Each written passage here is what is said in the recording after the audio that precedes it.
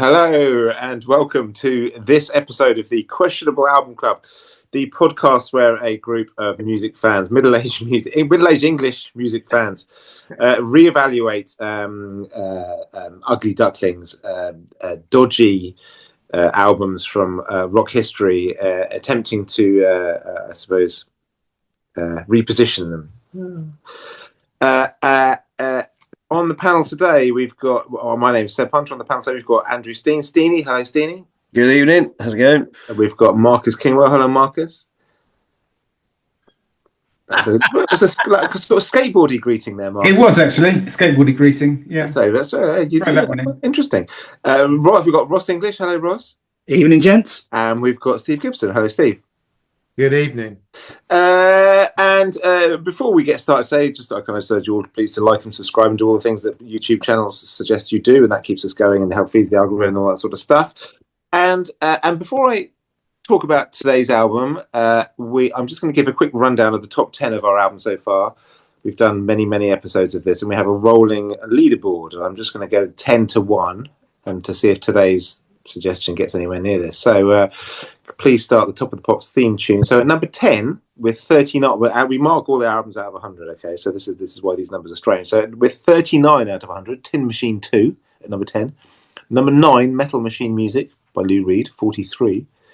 Number 8, Dog Eat Dog by Joni Mitchell, 45.6.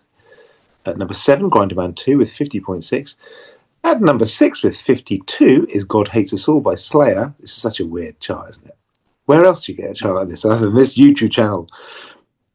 Number 5, Van Halen 3 with 52.8. Number 4, The Rolling Stones with their Satanic Majesty's Request with 57 out of 100. Number 3, pushed down for its 2 spot. This is drama. This is as dramatic as it gets on this. And it's Drama with 61 out of 100, the Buggles' Yes album. And in like a sort of rubber bullet, it's The Soft Parade by The Doors, our new number 2 at 62.8. Still nothing has peaked higher than Yes Please, the dodgy Happy Mondays album with 66 out of 100, which still is our number 1. So that's our top 10. Today we are talking about, and this was Marcus, this was your suggestion, it's the Manticore Tapes, which technically, right, is the 24th studio album by Motörhead, but actually, of course, is a cynically or excitingly released collection of demos recorded in August 1976. I suppose in between No Parole and the first Motörhead album. Can you say On Parole, Seb? Sorry, I'm thinking of No Remorse, aren't I? Yeah, I'm the wrong guy for this one. Sorry, On Parole, which was Larry Wallace and the other bloke, Lucas Fox. And they recorded On Parole with who is it? United Artists. They refused to release it, right? Correct. Thank you. And then they went in and recorded the eponymous album with many of the same songs. But what this recording is, it's a kind of live in the studio album with the classic original lineup, right? Which was like Lemmy, Fast Eddie Clarke, and Filthy Animal Taylor. Is that right? The reason I'm being so specific about this, by the way, everybody, is because 2 of our panel here are massive Motörhead fans. Steve Gibson and Marcus. Motörhead are your number 1 sort of fans as a kid, right? Yeah. So this is why I'm stepping very carefully here. Ross, you can just ignore all this, mate. So that's it. It's a new cash in. I mean, lost treasure for the 50th anniversary of Motörhead, released just in June on the BMG Sanctuary label. Marcus, that's enough from me. Marcus, why did you choose this album? Because it doesn't seem very questionable to me, quite frankly. Well, I think there's bigger things at play here, Seb. It's not just about the music itself; it's about the timing of its release, and one might say the cynicism of its release. We have a group here, a rock and roll band, for whom all those members of that lineup are dead. So, and it's the classic lineup. So people are much more interested in this lineup than what came after and what was before. So we have this scenario where they've all gone. All that lives is the brand as a sort of amorphous thing. And there's somebody that owns this and is making money out of it. And they've put out these recordings, which, and as someone that's read and reread the Motorhead story like too many times, and I know it inside out, back to front. I'd never heard of this before, so I was immediately intrigued. But they've dug something out of deep in the archives just to make money for people who have nothing to do with the band. So that all makes it quite. It's got an ethical, questionable dimension, which I think would be really worth exploring. We've had obviously loads of solo artists who have died, and then their estate has sold their stuff, but Steve Gibson and I were chatting about this on the train on Saturday. Is there another rock band or pop group, whoever, for whom everyone's dead and they're continuing to release new material? I'm sure there is, but I can't think of one right now, and I'll be intrigued. I don't think they're continuing to release new material. I think it's old material that's just been chucked out, and loads of artists do that. Loads and loads. Of completely dead bands. I think it's harder to name a kind of classic band or a heritage band that hasn't done this. No, but where they're all dead, Seb. It doesn't matter. I mean, dead or brain dead. I mean, it's just like who owns the brand? Who owns the rights to the name? That's the question. Remember, Bobby Blotzer for several years, the drummer from Rat, owned the name Rat, and it was just him, the drummer from Rat, with a bunch of session musicians, and they went out on the road. Well, I think there's a line between Bobby and Rat, you see, which is carved in metal, whereas it's just Motorhead kind of out there floating. Anyway, this is just my explanation for why I chose it. You may disagree, you may think it's not questionable. That's fair. I did ask you a question. You have answered. That's why I picked it. So and there was when they released a couple of tracks early, something like end of May, and they were doing the rounds on the socials and stuff, and there was a big pile-in of Motorhead fans going, exploitation, I'm never going to buy it, I'm never going to listen to it, they should never have seen the light of day. So that made me think it's questionable by some people, at least. That is a fact. So I saved it up until this podcast came about. I hadn't played it at all and dived in, and that's my rationale. And as you said in the intro, lifelong Motorhead fan, my first sort of proper metal band really, after the sort of Nuoboham poppy stuff like Rainbow and things like that. But this was all I really got into, and they've always had a place deep in my heart as a band, seen them loads of times, and the chance to look back in time at a particular spot when they were finding their feet was just intriguing for me. But I'll say no more, because this is just the intro piece where we don't traditionally do the deep dive. I'm going to save that. Thank you, Marcus. Thank you, Marcus. I love how you slowed down there. It was quite. Steve, did you feel this exploitative, or were you excited at this? As the other, Stevie, I think you're a big Motorhead fan as well, but I know for a fact that Gibson is. So when you heard about this, were you excited, or did you go, oh, for fuck's sake, or did you go, well, what we're living through now? I mean, I just 30 seconds. Ace of Spades changed my life, got me into rock music, and saw me through. Even when I fell out of rock music, as we all did, well, not all of us, but in the 90s, it all just got horrible. I still saw Motorhead when they toured, and what we're living through now, what I feel I'm living through now, is a Disneyfication of everything. Because when they rarely came, because they weren't selling well. They were nothing here. They would play in the continent, especially in Germany. But I saw some nasty gigs in those times in very small venues. Your Pompey Pyramids, the old ice rink in Southampton. What era, Steve? What era would that? Oh, that'd be like Orgasmatron time. So from the sort of mid '80s onwards. Like the 90s, sort of, late 80s to early 90s sort of time. Hold on, could I just cut across? I'm feeling there's yet another connection here. Did you see them in the Mayfair suite on the 8 Days in May tour when they had the Orgasm train in the background and all that? Yeah. But this was Wessex Hells Angels. Well, every time, every in those days, every gig was all full of the Angels were always there, and they weren't pleasant. And in that era, it wasn't a pleasant experience. To be honest with you, there's quite a nasty atmosphere, and there was a particularly nasty incident at the ice rink in Southampton where, well, we're not going into it. So what we're living through now, what I find through now, is a Disneyfication of everything. And in fact, I even put on Lemmy's statue was unveiled, and the crowds are all there doing their bit to it. And I just put on there saying, "Oh, it's a shame not that many people didn't turn up at some of the gigs." And I just got a deluge of comments saying they sold out every time, everywhere they went, they killed, and all this sort of thing. You're thinking, you're obviously 12 years old, mate, and you obviously didn't see them through the years. From my first gig with them was Another Perfect Tour, So I think this, when this came out, this was just in answer to your question, Seb. I just saw it as, another thing along with the Christmas jumpers and everything else. You never, until they've all died, you didn't see. So, and I think it kind of, it just seems a million miles away to how I remember Motorhead and what the atmosphere of when they before Lemmy became a bit sainted, and before Lemmy became, like he even said himself, you just don't stop, just keep going, and it comes around, because they were nothing. They couldn't buy a gig in the sort of late 80s, early 90s here.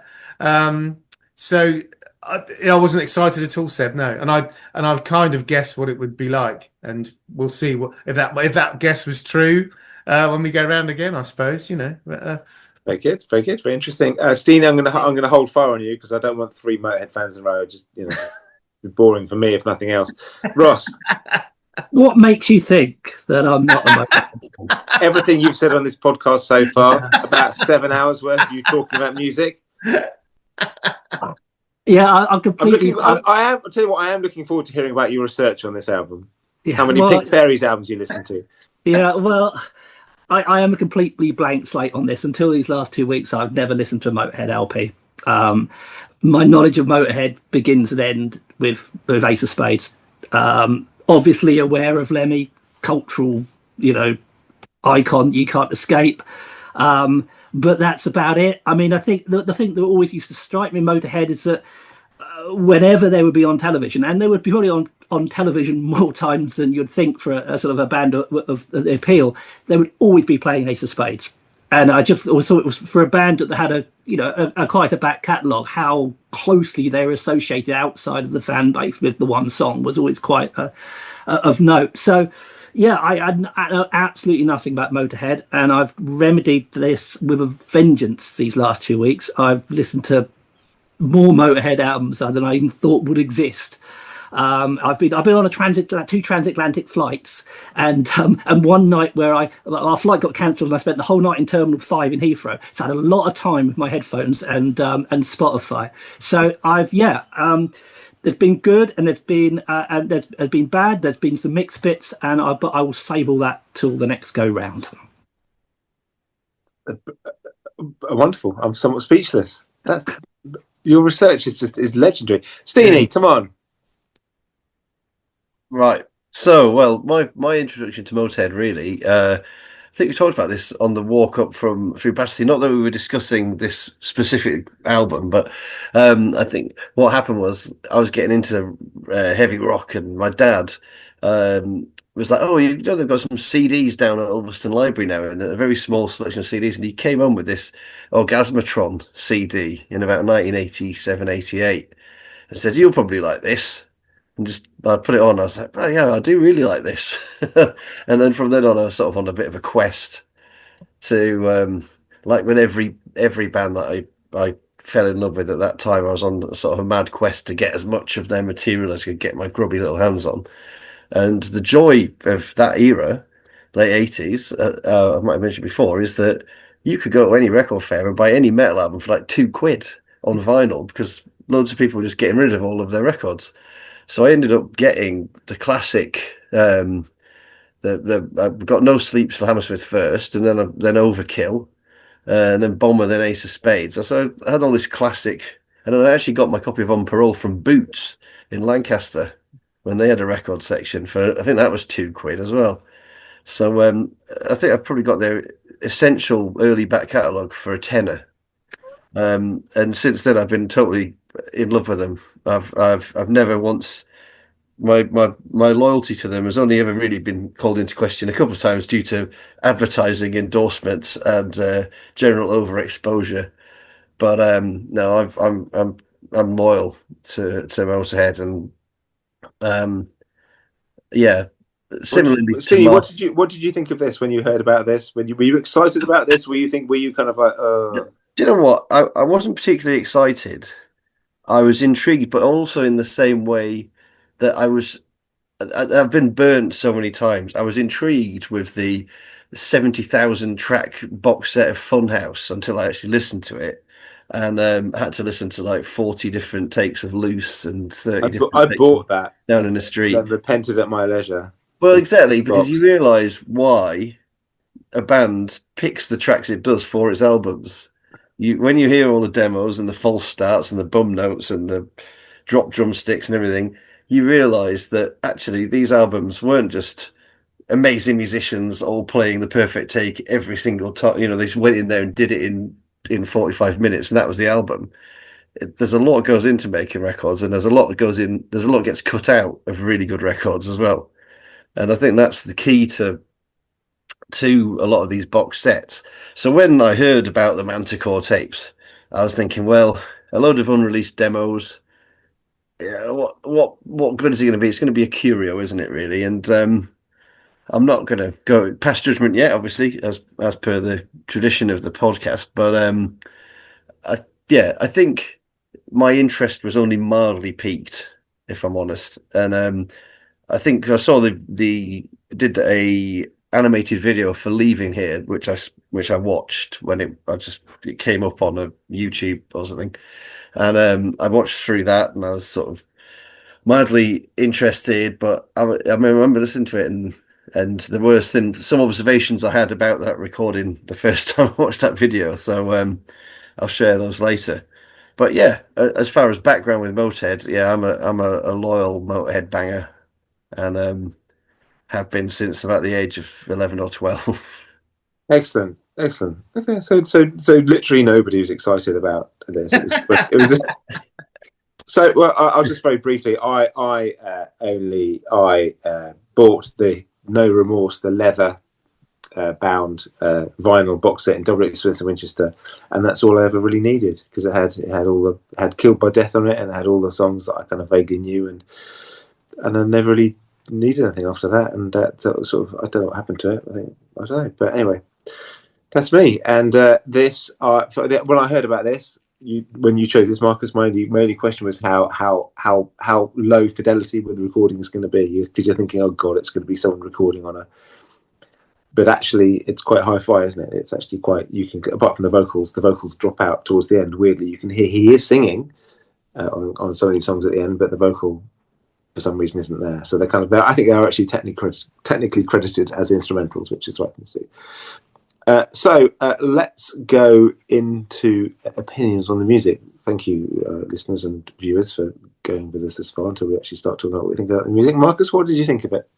Well, it was a complete winner with me. I what? Sorry, this with a total winner for me. A winner. I come at this with massive prejudice and bias, and it's stayed with me. So I couldn't hear anything but joy in this recording. I love the rough and readiness, the sloppiness, the missed full starts, and then the way that it kind of comes together after a verse or two with most of the songs. And then there's the details, because I know these songs in all sorts of different versions that have been released in the past, and then you hear little gems come through, like on the first track, which incidentally they've got the title wrong. They call it Intro, but it's actually called Instro, and it's also featured on the Beer Drinkers and Hellraisers EP, trivia fans. But there's like Eddie Clarke does this lovely little bit of lead guitar that's not on the other one. It's just like really magical. It's totally different from his normal stuff that he does, and it's just kind of in there, and it makes my ears kind of prick up. And the whole thing, I love the chat between songs, a little bit more of Lemmy's personality coming out. You can hear the prototype sounds forging and coming together. As this sort of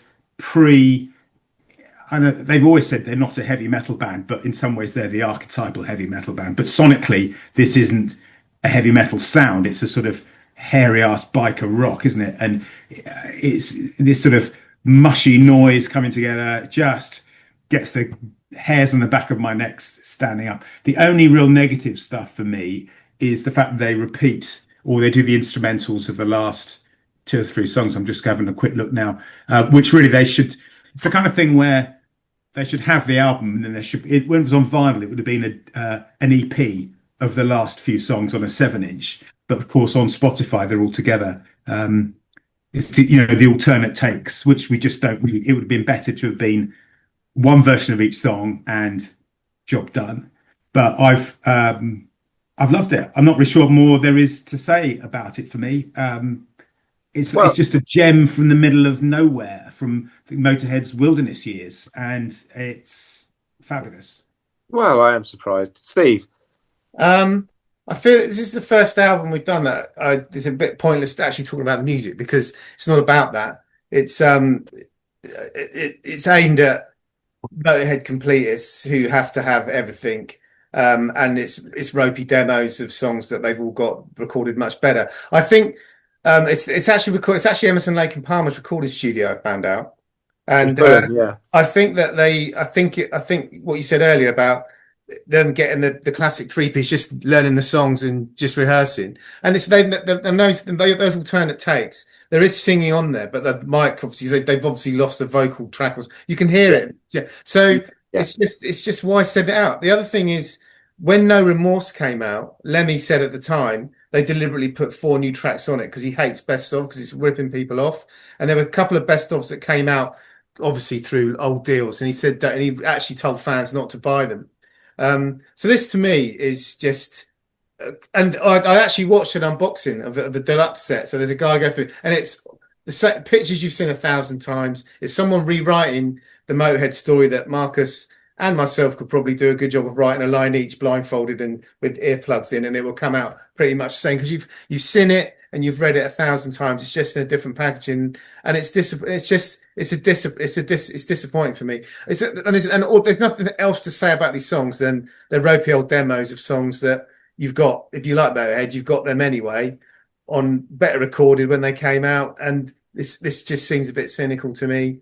And hats off to the estate for cashing in on your completists. They're not going to win any new fans with this, are they? So it's aimed at a specific, Well, talking about winning over new fans or not, Mark Ross, were you won over by? Well, it's interesting because it's hearing both what Marcus and Steve said, because normally when I do something a band I don't know, I'll listen to the album at least sort of 2 or 3 times before I start delving in. But it was really after the first listen that you just realised you couldn't make a judgment on this album unless you knew what had come before it, because agree. Is it a point? I mean, because some people, when they bring out bootlegs, I mean, the Dylan's been making an industry out of it. There sometimes can be a point of it. It's a highly different version to the one you heard, or it's tracks you've not come across. So after the first listen, I went straight back to the first Motörhead album and started listening all the way through to try and get some concept of where this is. I mean, I must admit on some albums I did skip through a bit, but some I gave a good listen to. And I found, particularly the early Motörhead albums, I had the same experience in the first few, that the first track would come on and I think, oh, this is, I quite like this. This is sort of good sort of blues rock and roll rock. And then the second track was, this is, similar sort of thing. And the third was a similar sort of thing. By the end of the album, it's like, it was really one note. I mean, the note was good, but now we're sort of 8 times into it, and I'm really sort of needing a bit of a break. And I had that experience, so I sped up my listening because I wanted to hear when the development was going to happen. And I wasn't waiting for a classical album or a Ukrainian folk songs or anything. But when was the light and shade going to happen? And of course, Ross, can I just interrupt? You are aware you've just described 99% of all heavy metal albums, right? Yeah. But that's what happens, right? But then there's another one with a slightly different production.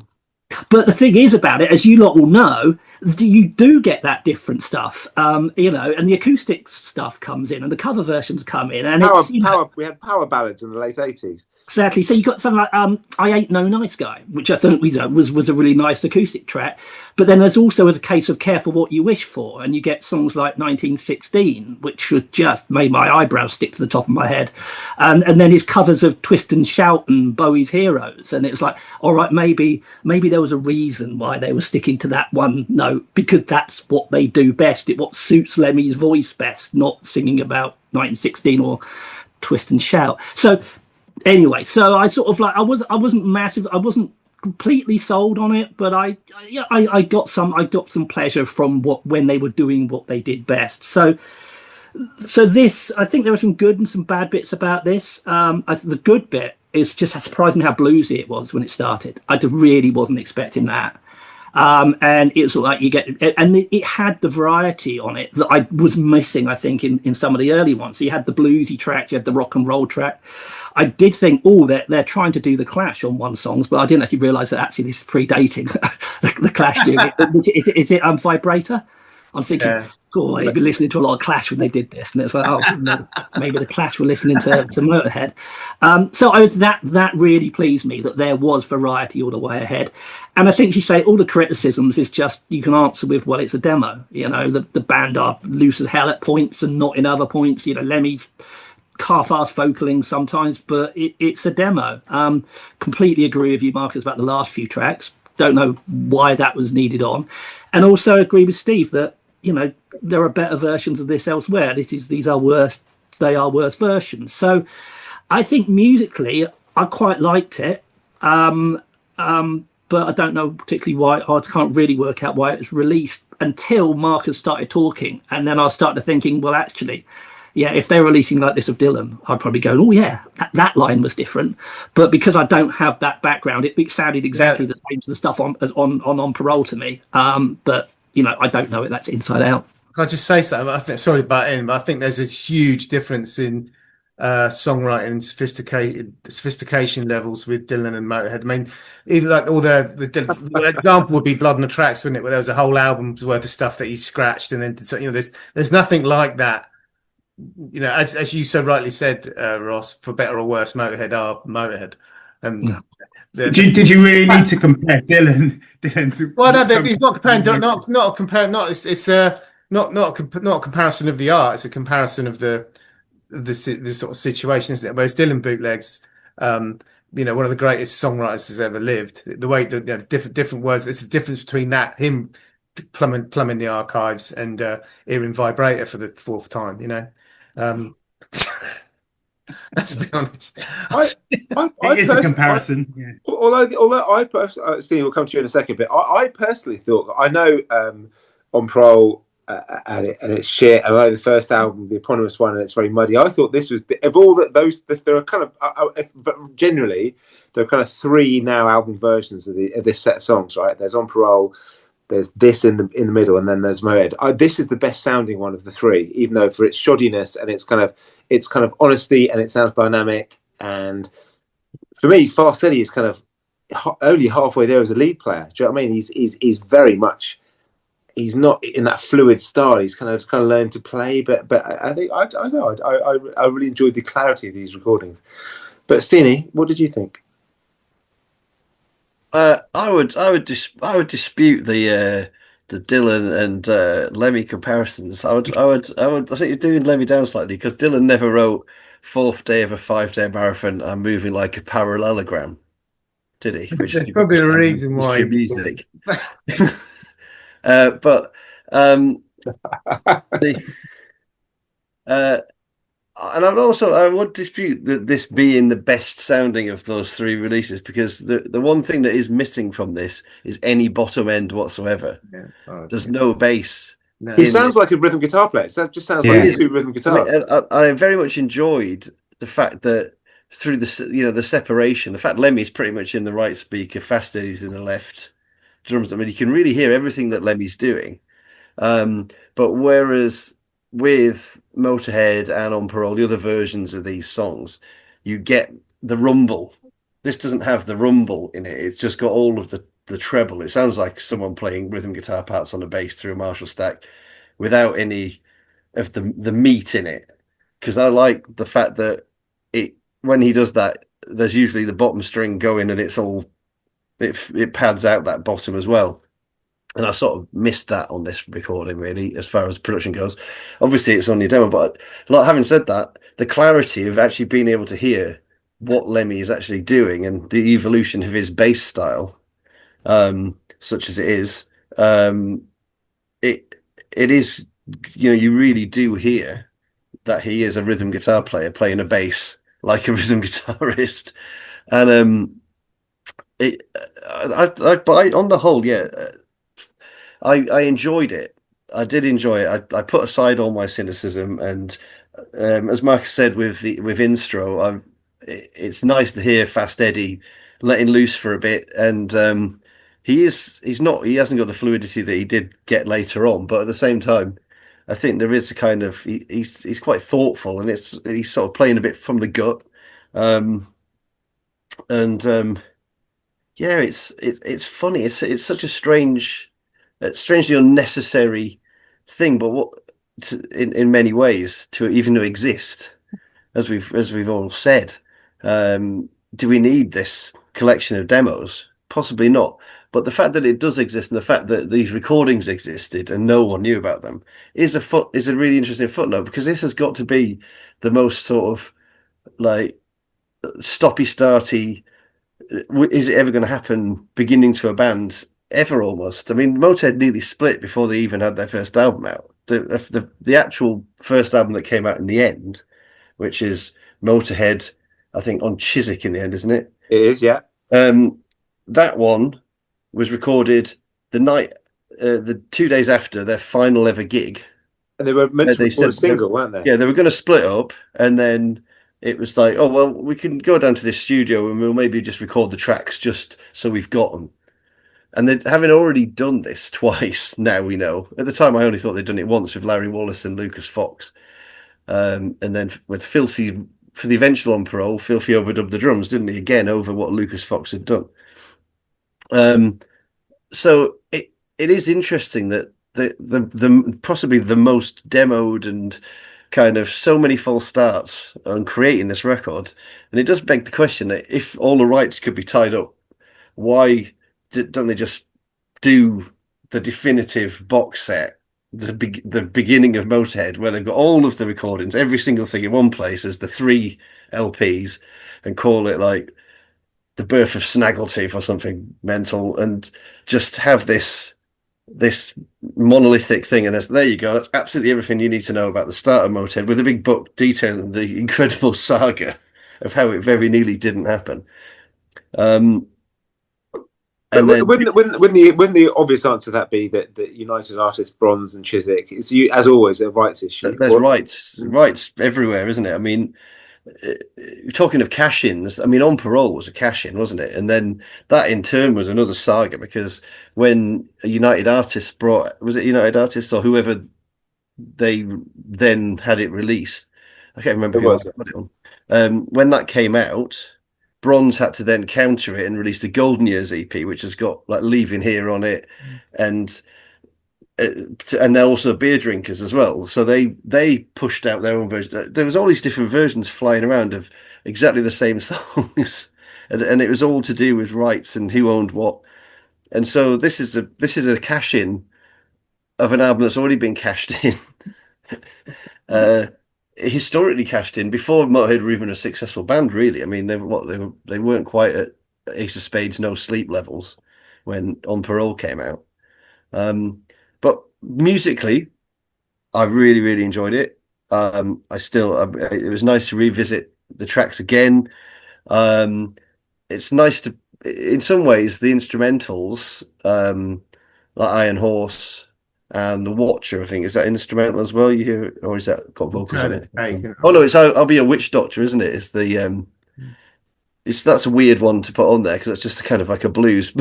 It's a cover, isn't it, Witch Doctor? It's John Mayall. That's right. The original of that was produced by Jimmy Page. It was Clapton on the Blues Breaks, and Jimmy Page produced the single of that, as fact fans. The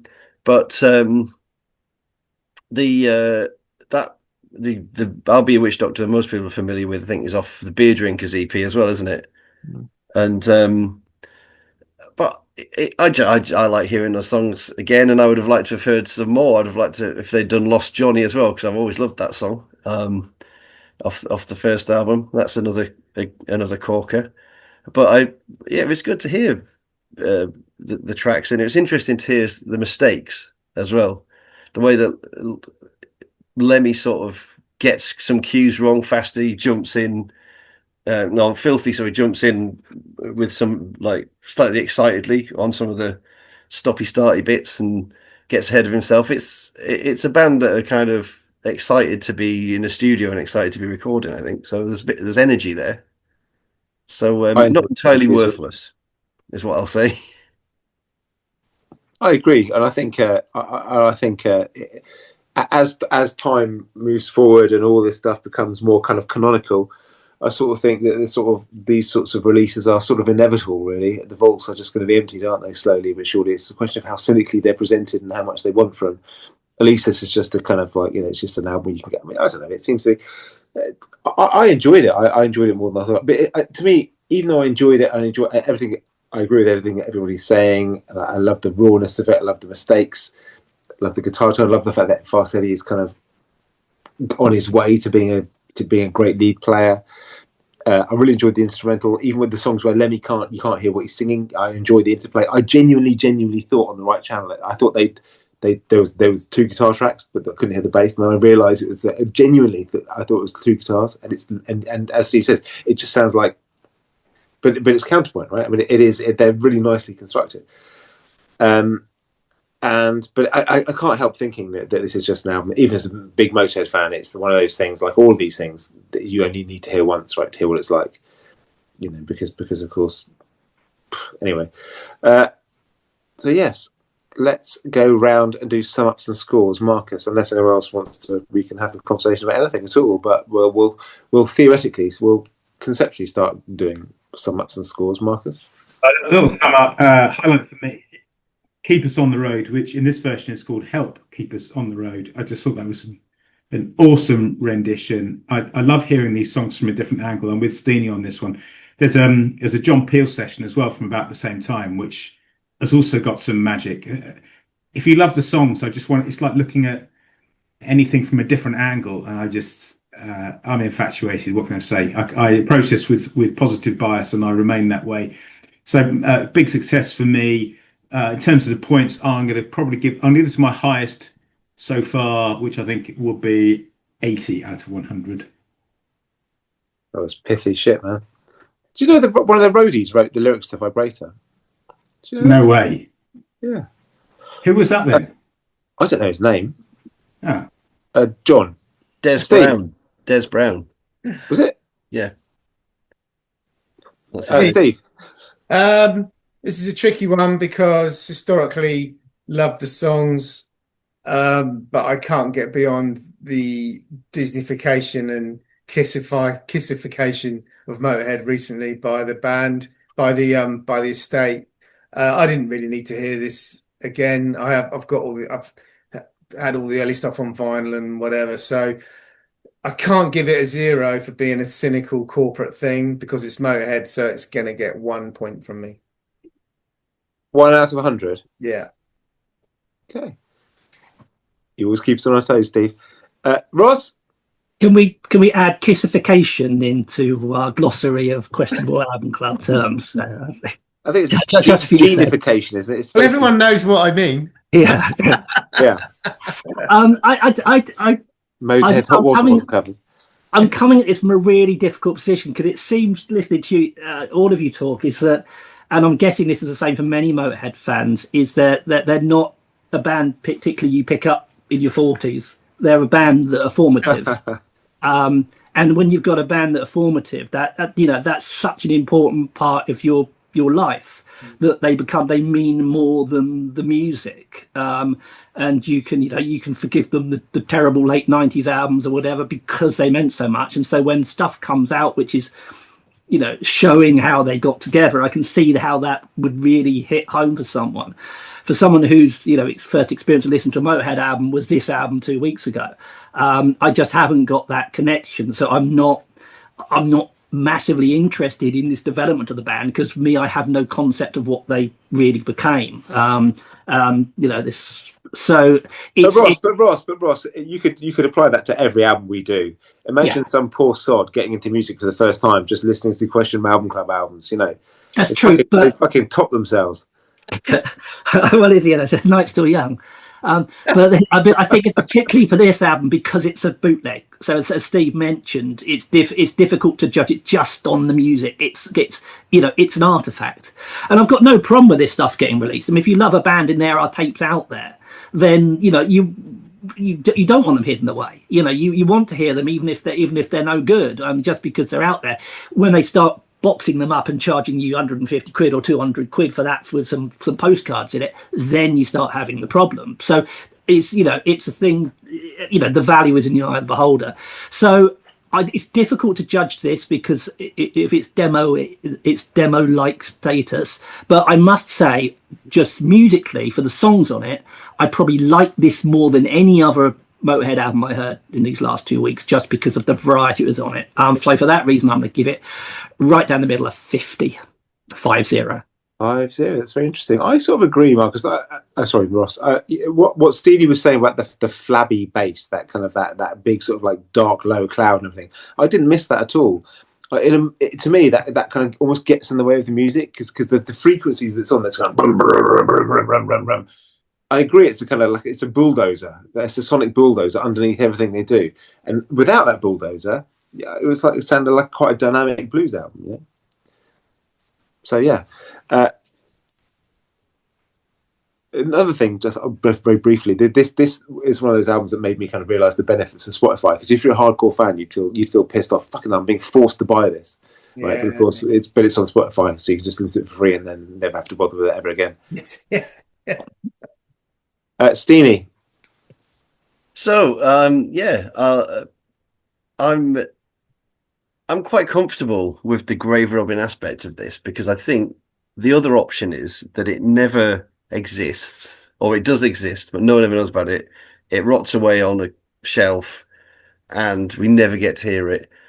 And in some ways, it's good that we do get to hear it because even though it's not the most amazing lost piece of music ever, it will never attain that mythical lost album status now. And we know that it's just some reasonably good, energetically performed demo versions of stuff we already know.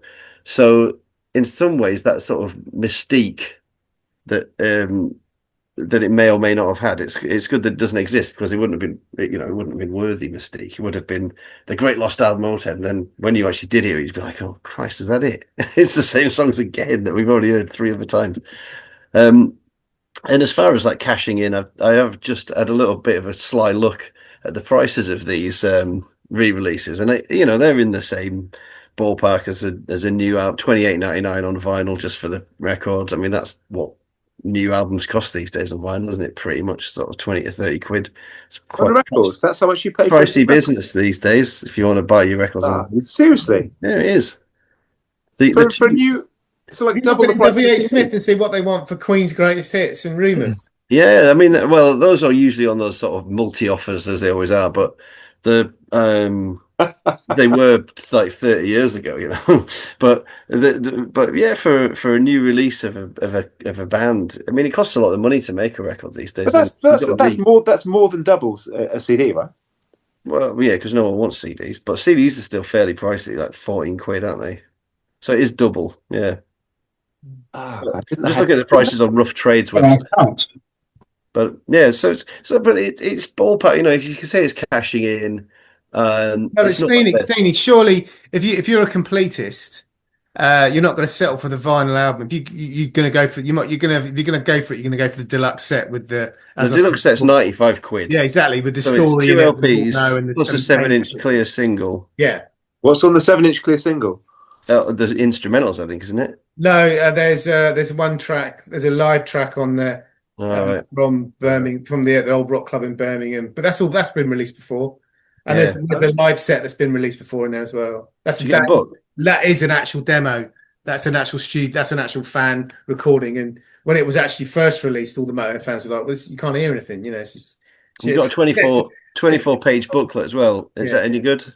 No, it's just got the Motörhead story in it. Again, there's no. Yeah, it's just what we all know, and the pictures are, it's a classic sort of like you turn a page, there's a picture of Filthy Animal with a quote from the text in there on the picture, sort of in big letters, and it's just and it's the old, we moved in next door, our lawn would die, yada yada yada, all the stuff we all know, So. Well, I still think if as far as just having if you wanted to just buy the songs on vinyl, I don't think you're getting too badly ripped off. If you're that interested to own it, and the whole thing of grave robbing music goes back. I mean, Alan Douglas with Jimi Hendrix, all those records, Crash Landing, Midnight Lightning, Rainbow Bridge, War Heroes, Cry of Love, all of those records that came out, Loose Ends, which is just loads of outtakes. I own all of those records because I'm a huge Hendrix fan, and some of the best stuff that he did is on those, and I wouldn't have got to hear it if it wasn't for the fact that Alan Douglas was a greedy bastard. He wanted to cash in on his star pony after he died. So by the same token, I'm not that bothered about the moralistic thing, really. I can't get hung up on that, because in this world, it's the archive. It's the archive. They're opening up. Yeah, the archive. endless commodification. They want to make some money out of it, and they want to exploit the hardcore fans. Exactly. And I agree. Get it all out there. I think they're all dead. No one can complain about it. It's all right. Morally, I think it's totally fine. It's just a question of even if in his lifetime Lemmy said don't buy best of, you get ripped off. Yeah, it's stance. He had a stance on this sort of thing. So. Of course, but this is capitalism. This is late period capitalism. And I know everyone's at it. Motorhead wines are there? How many Motorhead beers are there? How many Motorhead tequila? The whole thing is gruesome. Well, yeah, this is all, but it doesn't make this all right, you know. No, I'm not saying it does. Let me chuck in my 2 pence on this one. So I think actually Lemmy, when they released No Remorse, it was a double album, right? Which in those days was about 1.5 times the price of a single album. Yeah, so it was probably like 12 quid, and that had 4 new tracks on it. So the Motörhead fan had to spend 12 quid to get 4 new tracks. Now that for me is exploitation of the Motörhead fans. No, if it was a regular greatest hit. That's not the situation though, because they wanted to do just a plain best of, and they were obliged to do. There's nothing they could do about it. But Lemmy enforced the 4 new songs on there just to sort of, you know. So that's exactly that I know. But my point is, by doing that, he makes the fans buy a whole load of additional copies of the records they've already got, No Remorse, all the songs, just to get the 4. You're then paying like, you know, 5 quid per new song, whatever it is. To me, that was a much bigger rip-off of the fans to sell a double album for 4 new songs than just he could have put out those 4 new songs with a new lineup on an EP. Leather thing, you know. It was leather. It smelled really nice. Also, Keith did exactly the same thing. Actually, it's one in a cigarette packet, wasn't there? The CD with the I had the vinyl. I had the cassette and the vinyl. I had the cassette and the vinyl, and I did put my fags in the thing. Yeah. See, so everyone was happy to be ripped off then. There we go. Yeah. And that's when record companies were making real money. Nowadays, with Spotify, we've listened to this for pretty much bugger all. You know, we've paid essentially nothing to listen to this. And they've made practically nothing from it as well, because it's possibly. So they got to charge what they can for it. But anyway, all that aside, all of the moralizing and what have you aside, or taking that into consideration myself and my complete lack of scruples about it, then the for the record itself, for the songs and for the enjoyment of hearing it, and some of the between song banter and whatever, even though I hate the word banter, the chit chat, and a band clearly kind of just enjoying themselves in the studio and hearing these songs again, I will give this record 73. I'm going to give it 40 because I enjoyed it. That's just 40. So that's 80. Marcus 80. Steve 1. Ross 50. Steenie 73. Me 40. That's 244 divided by 5. 48.8. 48.8, and that does put us in that puts it, oh my goodness me, that puts it into the top 10. So that puts it at number 8. 48.8. So so that's in between. That's just below Grinderman 2, which has 50.6, and just above Joni Mitchell's Dog Eat Dog, which has 45.6. So yeah, we've hit the top 10, everybody. Congratulations to Sanctuary BMG for this happy non-cynical release that's made everybody happy. Congratulations to Marcus for not having another bottom feeder. Yeah, Marcus, this is far the highest you've ever got, mate. There's actually a Marcus Kingwell chart of my own things, which I'm keeping tabs on, and I'm disappointed it got this high. Actually, can I amend my score? No. Well, they do always say when they judge like ice skating and things like that, isn't it? They always take the top score and the bottom score and get rid of them, so they've got a genuine sort of median. Okay. But Are you trying to suggest that the Questionable Album Club? I'm not trying to suggest getting rid of your one, getting rid of the one. I'm just saying that's how they do it in the world of ice sports, I think. And they do it in skateboarding too. I'll just let you know. Do they? Do they?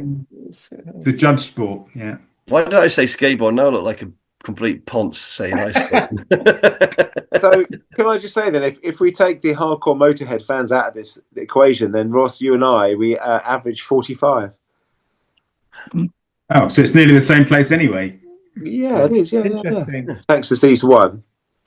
Maybe go through the rest of the albums and see what would happen if we did that.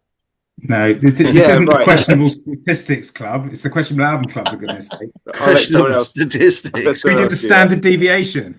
Okay, now imagine. Right. Anyway, on to our next choice. Ross, it is your turn. Please, could you tell us what you've chosen for us all to listen to? Well, we're going to delve into the world of Britpop. Oh, God. I'm away. Yes. And we're going to do, given what's been going on over the last few months and how everyone's gone a bit crazy, we're going to do the biggest beast of them all. We're going to do Oasis. Given that I think as a band, they fall into our questionable, as in they can inspire great love and great disdain. And talking to some Oasis loving friends of mine, I've chosen the album which divides the fan base the most. So this is, I believe it's from 2002, and the album is called Heathen Chemistry. Well, it's very topical. Yeah, yeah. Steve, I think you're going to have to come back from holiday for that one, mate. No, I'll be on holiday for that one. I'd say I'll listen to it on the plane. I think I was going to, but I'm not going to do that. So,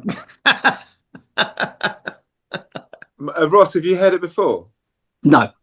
No. But I have been told that there is a hidden track which takes place about half an hour after the supposed last track finishes. So thank you so much, mate. Thank you so much. This is what a treat this is going to be. So I actually think it'll be quite a fiery episode, genuinely. We've got a really shit Oasis album, then half an hour's wait, and then a little bit more.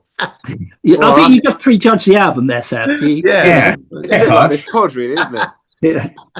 Are we going to have, and who's going to replace Steve Gibson next time? Have we got somebody lined up, or is that a secret? Marcus, just leave it to me, mate. I do the panel. Just leave it to me. No, we have a revolving panel, ladies and gentlemen. Yeah. Okay. And well, thanks. That very topical choice there, Ross. Very good. We are going to get. My God, we're going to get to click the fuck out of this one. Right. Thanks, everyone. That was really good fun. Thank you, Steenie. Thank you. No, thank you very much. Marcus, cheers. Thanks, mate. Ross, thank you very much. Night all. And Steve, thank you. Goodbye. Thanks, everyone, for listening. Please like and subscribe, and we'll see you on the next one. All right.